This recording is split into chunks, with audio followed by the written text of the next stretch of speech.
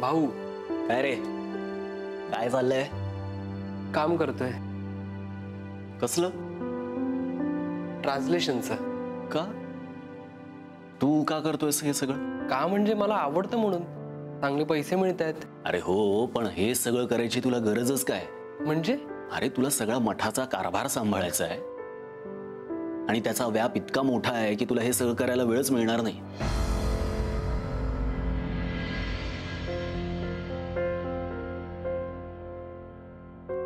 काय झालं? मला PhD करायचंय.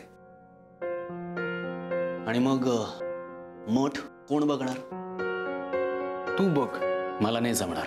तुला वाटतं तसं? असं दादांना वाटतं. पण मला नाही वाटत तसं. त्याने काय फरक पडतो? पण म्हणून मला या घरात मतही असू नये का? हे बघ वासू, मला असं वाटतंय तू सगळं शांतपणे घ्यावं.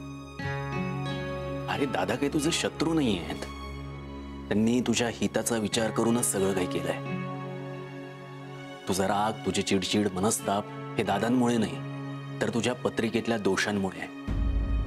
तू जरा देवाचं कर, नामस्मरण कर, बघ सगळं काही ठीक होईल. अरे संघर्ष करून काय होणार आहे? जी गोष्ट अटळ आहे तिचा स्वीकार आनंदाने करावा, म्हणजे कोणालाच त्रास होत नाही. मी काय म्हणतोय ते कळतंय ना तुला? पण मला पुण्याला जावं लागणार आहे. कशाला? काम आहे माझं. वासू, अरे खरंच. वासू आता पुरे. पुरे. आज उद्यात नंदिनीला जरा भेटून यायला पाहिजे. तू गेलाच नाहीस तिला भेटायला. हे बघ, नंदिनीचा जो लॉस झालाय त्याबद्दल मला वाईट वाटतंय, पण मी भेटल्याने तिचे बाबा परत येणार नाहीयेत. अरे अशी माणुसकी सोडून काय बोलतोयस तू? तू तिला भेटलाच नाहीस तर काय वाटेल तिला? तिला काय वाटेल यापेक्षा उर्मिला काय वाटेल हे माझ्यासाठी जास्त महत्वाचं आहे.